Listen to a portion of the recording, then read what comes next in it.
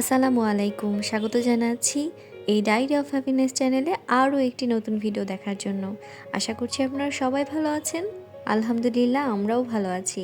মাঝে মাঝে ঘুরতে গেলে মনটা ভীষণ রিফ্রেশ লাগে। তাই তো একটু ছুটি পেলেই আমরা দুজনই বেরিয়ে পড়ি ঘোরাঘুরির উদ্দেশ্যে। কিছুদিন আগে গিয়েছিলাম কক্সবাজারে। এটা দিয়ে আমার 4বারের মতো কক্সবাজার যাওয়া। 2 দিন 1 রাত কিভাবে আমরা কক্সবাজারে কাটালাম, কী করলাম, তাই থাকছে আজকের ভিডিওতে। ট্যুরে যাওয়ার মাত্র একদিন আগে আমরা হোটেল বুকিং, টিকিট কাটা সব কিছু খুব তাড়াহুড়ার মধ্যে করেছিলাম, যেহেতু আমাদের এটা সাডেন প্ল্যান ছিল। যদিও আমি এই কাজগুলো করিনি, আমার বরই সব কিছু করেছে। আমি তেমন কিছু জানতামও না এই ট্যুর সম্পর্কে, আমার বরই সব কিছু অ্যারেঞ্জ করেছে। তো যাই হোক, আমরা বিকালবেলায় রওনা দিয়ে ফেলেছি। বৃহস্পতিবারে আমরা আমাদের দুজনেরই অফিস শেষ করে উঠে গেছি স্লিপার কোচে। দেখতে দেখতে চলেও এসেছি সিরাজগঞ্জে। এখানে আমাদের একটা ব্রেক ছিল, ব্রেকে আমরা স্যান্ডউইচ এবং কফি নিয়েছিলাম। তারপরে আর তেমন কোনো ভিডিও ক্লিপ নেওয়া হয়নি, কারণ আমি ঘুমিয়ে গেছিলাম। একদম সকালবেলা ঘুম থেকে উঠেছি এবং পৌঁছে গেছি কক্সবাজারে। রাজশাহী থেকে সোজা কক্সবাজার।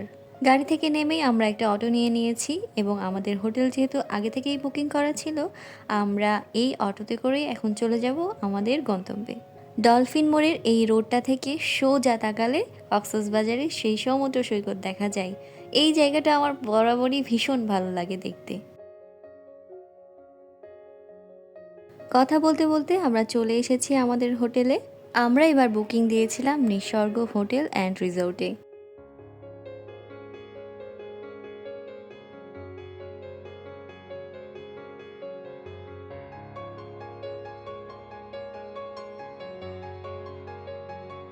এটা ছিল তাদের হোটেলের রিসিপশন এবং রিসিপশনটা খুবই সুন্দর ছিল, খুবই সুন্দর করে দারুণ করে সাজানো ছিল।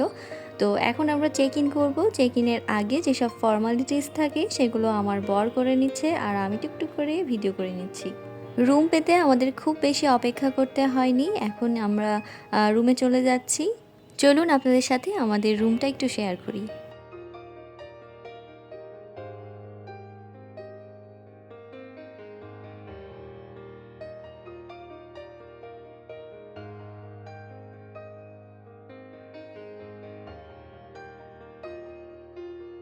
আমাদের রুমটা ছিল হানিমুন সুইট। এটা ছিল 4র্থ তলাতে।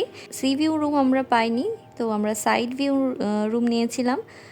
যদিও আমরা যেহেতু বেড়াতে গেলে খুব বেশি একটা রুমে সময় কাটাই না, বাইরেই ঘোরাঘুরি করি, তো সি ভিউটাকে আমরা খুব একটা প্রাধান্য না দিয়ে সাইড সি ভিউ যেটা সেটাই আমরা নিয়েছিলাম, যেহেতু খুব বেশি রুমে থাকা হয় না।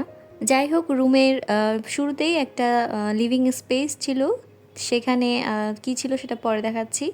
তো তার পাশেই আমাদের বেডরুম ছিল। সেখানে বিশাল বড় একটা বেড, টিভি ছিল, টিভির নিচে একটা টেবিল, চেয়ার, বাম পাশে ক্যাবিনেট করা ছিল। ক্যাবিনেটের সাথেই ছিল একটা ড্রেসিং টেবিলের মতো, অর্থাৎ বিশাল বড় একটা মিরর ছিল। এবং রুমে পর্যাপ্ত পরিমাণ লাইট, ফ্যান, এসি সব কিছুই ছিল। রুমের ভিতরে মোটামুটি ভালোই একটা স্পেস ছিল। আর লিভিং স্পেসে বিশাল বড় সোফা সেট তো ছিলই, সেই সাথে উল্টো পাশে ছিল কিচেনের মতো, যেখানে ফ্রিজ সহ বিভিন্ন রকমের আমাদের কমপ্লিমেন্টারি চা, কফি, সুগার সহ বেশ কিছু ছিল। হ্যাঁ, পানির বোতলও ছিল। এই পাশটাতে ওয়াশরুম ছিল এবং ওয়াশরুমের পাশেই দারুণ একটা জায়গা ছিল। সেখানে আমরা লাগেজ টাগেজ রেখে দিয়েছিলাম, মানে ওটা লাগেজ রাখারই মোটামুটি জায়গা ছিল, বেশ ভালোই। এরপর ওয়াশরুমটা একটু দেখাই। ওয়াশরুমটা নিট এবং ক্লিন।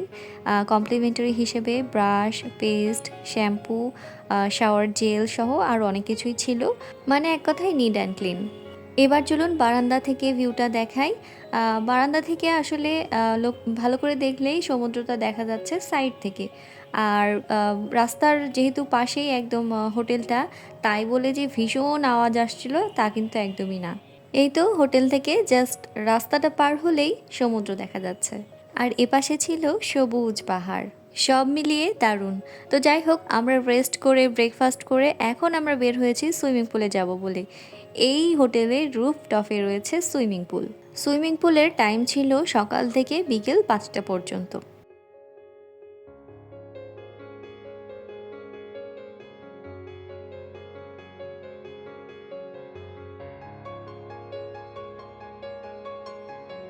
এই ভিউটা কিন্তু এই হোটেলের ভীষণ ভাইরাল একটা ভিউ, তাই না?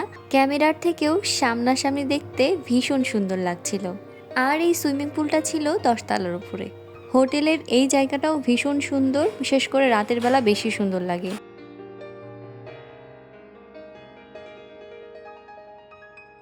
এরপর আমরা চলে এসেছি লাঞ্চ করতে। এই জায়গাটা ছিল ওদেরই হোটেলের দোতলাতে সম্ভবত। তো এখানেই আমরা আজকে লাঞ্চ করব। লাঞ্চে আমরা খুব সিম্পল কিছু অর্ডার করেছিলাম, যেমন সাদা ভাত, চিকেন, চিংড়ির মালাইকারি, ঘন ডাল, এই তো। আর খাবারের প্রশংসা করতেই হয়, খাবার বেশ মজা ছিল। এরপর আমরা দুজনেই দুটো কফি নিয়ে নিয়েছিলাম। কফি খেতে খেতে আমরা দুজনেই বেশ কিছু সময় কাটিয়েছি, একসঙ্গে গল্প করেছি। এরপর রুমে গিয়ে একটু রেস্ট নিয়েছি, মানে কিছুক্ষণ ঘুমিয়েছিলাম আমরা। তারপর আমরা চলে গিয়েছিলাম বিচে। কলাতলির এই বিচটা আমাদের কাছে বরাবরই খুব ভালো লাগে, কারণ এখানে মানুষের সংখ্যা একটু কম থাকে, একটু নিরিবিলি থাকে। এই জন্য আমরা বিচ হিসেবে এই জায়গাটাকেই বারবার বেছে নেই। বেশ অনেকক্ষণ এখানেই ছিলাম আমরা, সমুদ্রের গর্জন শুনেছি, পা ভিজিয়েছি, দুজন একসাথে অনেক আনন্দ করেছি। আর সেই সাথে সানসেট দেখে তারপর আমরা হোটেলে ফিরে গিয়েছিলাম। হোটেলে কিছুক্ষণ রেস্ট নিয়ে আমরা আবারও বেরিয়ে পড়েছিলাম হালকা কিছু স্ন্যাক্স খাওয়ার জন্য। রাতের সমুদ্র দেখতে আমার কী যে ভালো লাগে, সেই সাথে এত সুন্দর সুন্দর করে সাজানো লাইটিংগুলো তো আছেই। আমরা দুজন চলে এসেছি সুন্দর একটা ছোট্ট রেস্টুরেন্টে। নিসর্গ হোটেলের পাশেই ছিল এই রেস্টুরেন্টটা। এক পাশে সমুদ্রের গর্জন, অন্য পাশে আমার প্রিয় মানুষ, আর সেই সাথে হালকা কিছু নাস্তা। দারুণ একটা সন্ধ্যা আমরা দুইজন মিলে কাটিয়েছি। আল্লাহর কাছে শুক্রিয়া আমাদেরকে এত সুন্দর কিছু মুহূর্ত উপহার দেওয়ার জন্য। এরপর দুজন মিলে ঘুরতে বেরিয়েছিলাম, সেই সাথে কিছু কেনাকাটাও করে নিয়েছি। ঘোরাঘুরি কেনাকাটা শেষ করে রুমে এসে আবার বেরিয়েছিলাম ডিনারের উদ্দেশ্যে। এই রেস্টুরেন্টটা ছিল নিসর্গ হোটেলেরই রুফটপে, এবং এখানে বিভিন্ন রকমের বারবিকিউ করা হয়। যেহেতু সমুদ্রের কাছে এসেছি, সেহেতু ফিশ বারবিকিউ তো নিতেই হবে। আমরা নিয়েছিলাম একটা কোরাল মাছের বারবিকিউ এবং একটা চিকেন, সেই সাথে স্পেশাল নান রুটি। নান রুটির প্রশংসা করতেই হয়, অসাধারণ ছিল টেস্ট। সেই সাথে 2 রকম বারবিকিউই আমাদের কাছে ভালো লেগেছে, ফিশ বারবিকিউ এবং চিকেন বারবিকিউ যেহেতু আমরা নিয়েছিলাম, আমাদের কাছে দুটোই ভীষণ ভালো লেগেছে। সেই সাথে ছিল সালাদ এবং 2 রকমের চাটনি, সেটাও ভীষণ ভালো ছিল। ও হ্যাঁ, চিকেন বারবিকিউটা আসলে আমরা পরে নিয়েছিলাম, এই জন্য দেখাতে ভুলে গিয়েছি। এটা ছিল রুফটপ রেস্টুরেন্টের বাইরের একটা ভিউ। এত সুন্দর একটা ভিউ ছিল, এখান থেকে সমুদ্র দেখা যাচ্ছিল, সমুদ্রের গর্জনও শোনা যাচ্ছিল, আর দারুণ একটা বাতাস বইছিল, সেই সাথে হালকা একটু বৃষ্টিও হয়েছিল। ওনারা ছাদটাকে এত সুন্দর করে ডেকোরেশন করেছে, মাশাল্লাহ খুবই সুন্দর লাগছিল দেখতে। অসংখ্য ফুলের গাছ আছে, সেই সাথে ডেকোরেশনটাও দারুণ ছিল। ও হ্যাঁ, উপরে একটা জুস বারও ছিল, সেখানে বিভিন্ন রকমের জুস, কফি আরও অনেক কিছু পাওয়া যায়। তো আমরা কিন্তু সেখান থেকে দুটো জুস অর্ডার করেছিলাম।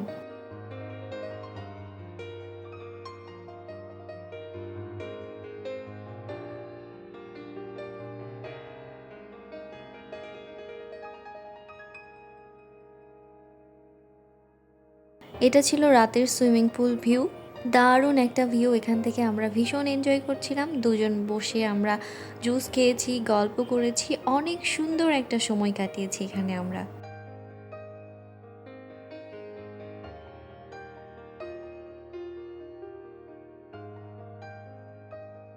শুভ সকাল। বরাবরের মতোই আমি খুব সকালে ঘুম থেকে উঠে গিয়েছি, চাও বানিয়ে নিয়েছি। এখন আমরা এই সুন্দর সকালটা উপভোগ করব চায়ের সঙ্গে। এরপর আমরা চলে যাব বুফে ব্রেকফাস্ট করতে। ও হ্যাঁ, আজকেই কিন্তু আমরা এখান থেকে চেক আউট করে নেব। সকালেই যেহেতু আমাদের ঢাকার ফ্লাইট রয়েছে, তাই আমরা খুব তাড়াহুড়ার মধ্যে আমাদের ব্রেকফাস্টটা শেষ করে রেডি হয়ে আমরা লাগেজ টাগেজ নিয়ে বের হয়ে যাব এয়ারপোর্টের উদ্দেশ্যে। বুফে ব্রেকফাস্টে ওদের অনেকগুলো আইটেম ছিল, এটা আমার কাছে ভীষণ ভালো লেগেছে, এবং বরাবরের মতো তাদের খাবার কিন্তু খুব ভালো ছিল। যেহেতু আমাদের একটু তাড়াহুড়ো ছিল, তো আমরা খাবারটা খুব দ্রুত শেষ করেই চেক আউট করে নিয়েছিলাম। ব্রেকফাস্ট কমপ্লিট, আমরা চলে যাব এখন চেক আউট করতে। চেক আউট করে আমরা খুব দ্রুত চলে যাব এয়ারপোর্টে। আমাদের ফ্লাইটের টিকিট কাটাই রয়েছে। হোটেলের রিসিপশনের এই লবিটা আমার কাছে খুব সুন্দর লেগেছে, খুব সুন্দর করে ডেকোরেশন করা। যেহেতু চেক আউট করবো, একটু সময় লাগবে, তো আমরা অপেক্ষা করছিলাম।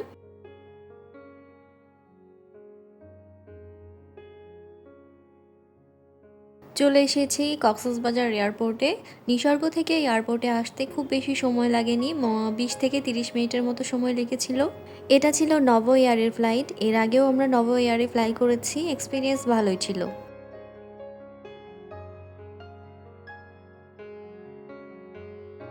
খাবারে ছিল একটা স্যান্ডউইচ, কেক, চকলেট, পানি, টিস্যু, এই তো এগুলোই। চলে এসেছি ঢাকা এয়ারপোর্টে। আমরা লাগেজের জন্য অপেক্ষা করছিলাম। তো ঢাকায় আসলে আমাদের বেশ কিছু কাজ আছে, সেই জন্যই মূলত দ্রুত চলে আসা। কাজ শেষ করে আমরা আবারও কিন্তু ঢাকা এয়ারপোর্টে আসব, কারণ আমাদের যেতে হবে রাজশাহী। ঢাকা টু রাজশাহী, এরপর আমাদের ফ্লাই করতে হবে। কাজ শেষ করে আমরা চলে এসেছি এয়ারপোর্টে, মানে ঢাকা এয়ারপোর্টে চলে এসেছি। এখন আমরা রওনা দিয়েছি রাজশাহীর উদ্দেশ্যে। এবার আমরা নিয়েছিলাম বাংলাদেশ এয়ারলাইন্সের একটি ফ্লাইট এবং খুব চমৎকার এক্সপিরিয়েন্স ছিল এটা আমাদের। এর আগেও আমরা যেহেতু এটাতে ফ্লাই করেছি, আমাদের বরাবরই এক্সপিরিয়েন্স খুব ভালো ছিল। এই তো এভাবেই আমরা রিফ্রেশিং ছোট্ট একটা ট্যুর শেষ করেছি। জানি না আজকের এই ছোট্ট ভিডিওটা আপনাদের কাছে কেমন লেগেছে।